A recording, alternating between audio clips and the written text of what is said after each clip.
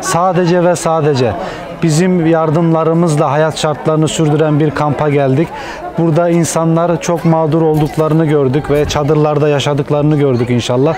Bizlerin verdiği, Avrupa'dan bizlere verilen, hayır sahiplerinin verdiği gıda paketlerini 5000 kişilik yaşayan bu kampta geldik, dağıttık çok şükür. Avrupa'dan gelen, bizlere verilen hayır sahiplerinin verdiği gıda paketlerini dağıtmaya devam edeceğiz inşallah ve projelerimiz inşallah Afrika'da devam edecek. Böyle gidiyorsun.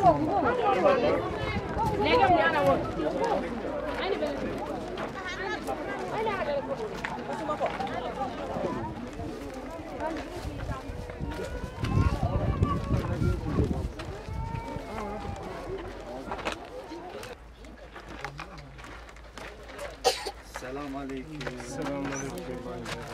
Ana barayya. Awadan duawu. Avrupa'daki Müslümanlara dua yapın inşallah. İnşallah dua. Sonra sen girin.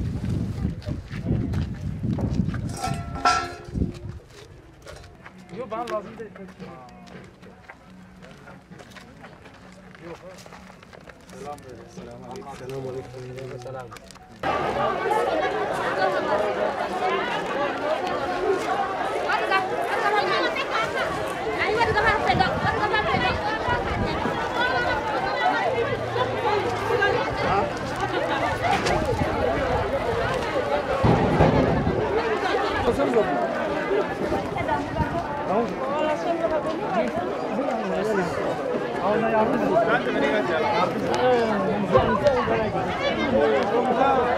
Abi koltuğa mı alır ya?